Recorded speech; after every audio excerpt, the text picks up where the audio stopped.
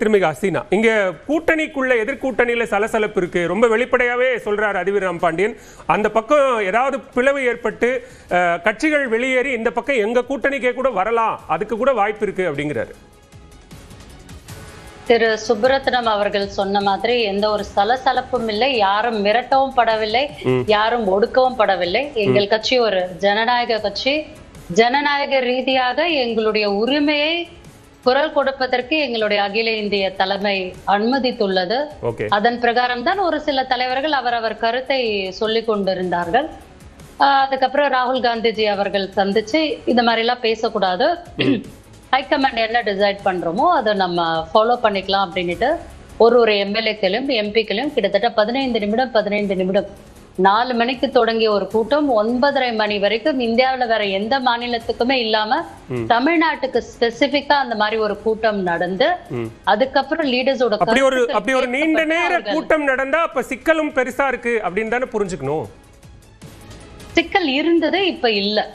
இன்னும் அது முழுமையா தீர்ந்து விட்டதா அப்படின்னா இல்ல.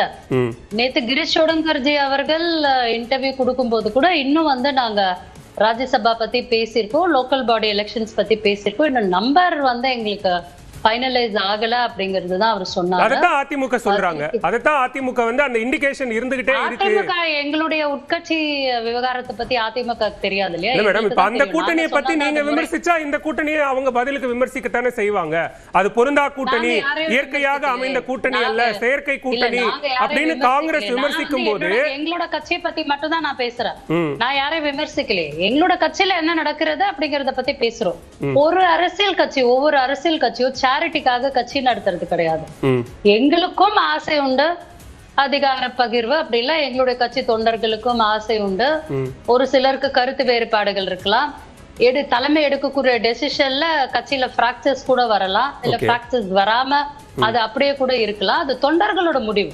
சரி, தலைவர்களோட முடிவு ஒரு பக்கம், தொண்டர்களோட முடிவு ஒரு பக்கம். ஆனா மாறா காங்கிரஸ்ல சொல்றது எப்படின்னா, தலைவர்கள் ரொம்ப கார்டியலா இருக்கிறாங்க.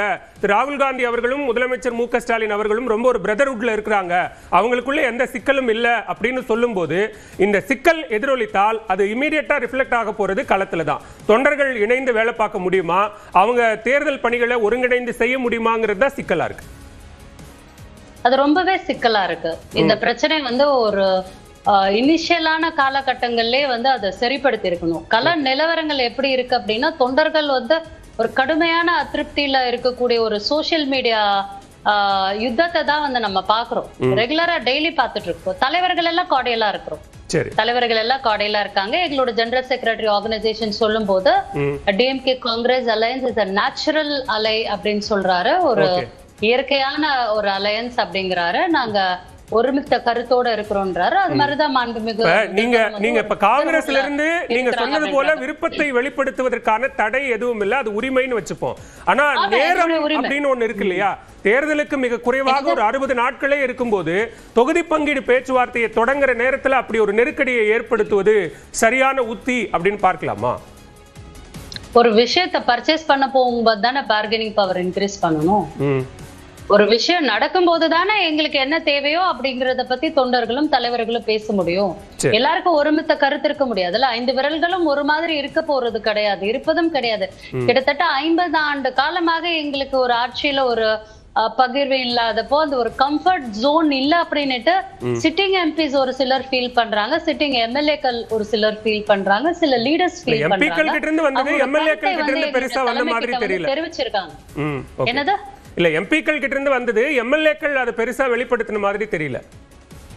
தலைமையிடம் வெளிப்படுத்தியிருக்காங்க, ஒரு சில எம்எல்ஏக்கள் தலைமையிடம் வெளிப்படுத்தியிருக்காங்க கண்டிப்பா. சோ தொண்டர்களுக்கிட்டே கருத்து கேட்கப்பட்டது. ஒரு சர்வேவே நடந்தது. சுனில் கொன்னுகுலு டீம் எல்லாம் வச்சு பீகார்ல இருந்து ஒரு சர்வே டீம் வச்சு ஒரு சர்வேயே நடத்தப்பட்டு தலைவருக்கு ஆனரபிள் காங்கிரஸ் பிரசிடென்ட்க்கு ராகுல் காந்திஜி அவர்களுக்கு எல்லாம் அந்த சர்வே ரிப்போர்ட்ஸும் கொடுக்கப்பட்டுச்சு. தொண்டர்களோட கருத்துக்கள் இப்போதைய நிலைமை என்பது பேச்சுவார்த்தை தொடங்கி இருக்கிறது. அது அடுத்த கட்டத்துக்கு நகரும் போதுதான் ஒரு கிளாரிட்டி கிடைக்கும் அப்படின்னு சொல்றீங்க, ரைட்? ஆமா, இன்னும் ஒரு கிளாரிட்டி கிடைக்கல. அதுதான் முதற்கட்ட பார்வையை எடுத்துக்கிறேன். ஆசினா பேசுவோம். திரு முனவர் பாஷா, இங்க தமிழ் மாநில காங்கிரஸ் தொடர்ச்சியா கூட்டணியை வலுப்படுத்தணுங்கிறதுல ரொம்ப கவனம் செலுத்திய ஒரு கட்சி. இன்னும் தொகுதி பங்கீடு பேச்சுவார்த்தைகள் தொடங்காம இருக்கிறதுக்கான காரணமா நீங்க எதை பாக்குறீங்க? சார், எங்களை பொறுத்தவரை எங்களுடைய கூட்டணியில் எந்த விதமான முரண்பாடுகளோ கருத்து மாறுபாடுகளோ இல்லை. ஒட்டுமொத்தமாக அமித்ஷா அவர்கள் சென்னைக்கு வந்து அண்ணா திராவிட முன்னேற்ற கழகத்தோடு தேசிய ஜனநாயக கூட்டணி தேர்தல் உடன்படிக்கை செய்து கொண்டிருக்கிறது. எங்கள் கூட்டணியின் தலைவராக மரியாதைக்குரிய எடப்பாடியார் அவர்கள் விளங்குவார் என்று சொன்னதற்கு பின்னால் ஒட்டுமொத்தமாக இந்த கூட்டணியில் இருக்கின்ற அனைத்து கட்சிகளும் எடப்பாடியார் தலைமையை ஏற்றுக்கொண்டு அவரை முதலமைச்சராக்க வேண்டும் என்ற குறிக்கோளோடு பணியாற்றி கொண்டிருக்கிறார்கள். இன்றைக்கு திராவிட முன்னேற்ற கழகம் தேர்தல் குழுவை நியமித்தது என்று சொன்னால் அதற்கு காரணம் காங்கிரசினுடைய நிர்பந்தம்.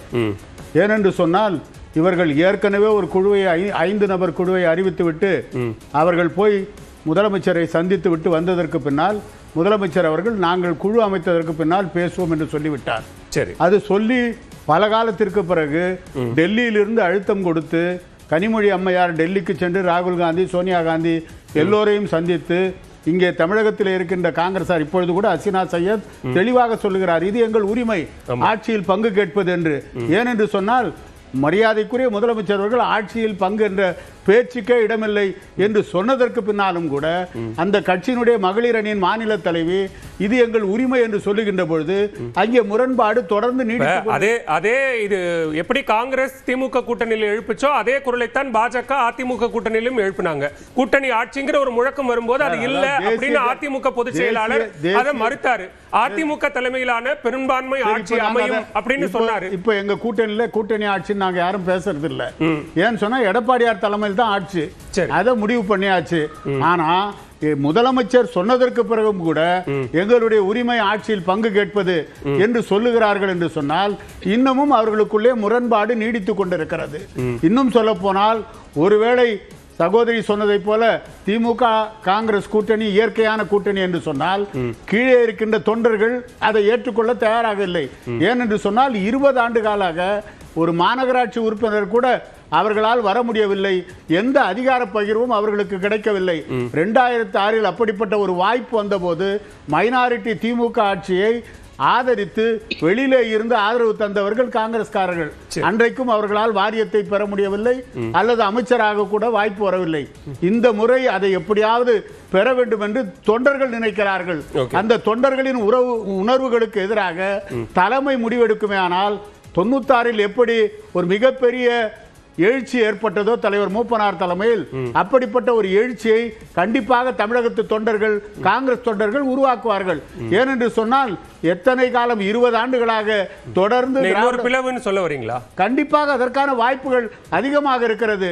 காங்கிரஸ் கட்சியிலே மாணிக்கம் தாகூர் வேண்டுமானால் வாய்மூடி இருக்கலாம், பிரவீன் சக்கரவர்த்தி வேண்டுமானால் வாய்மூடி இருக்கலாம். ஆனால் பல தலைவர்கள் இன்றைக்கு இந்த கூட்டணி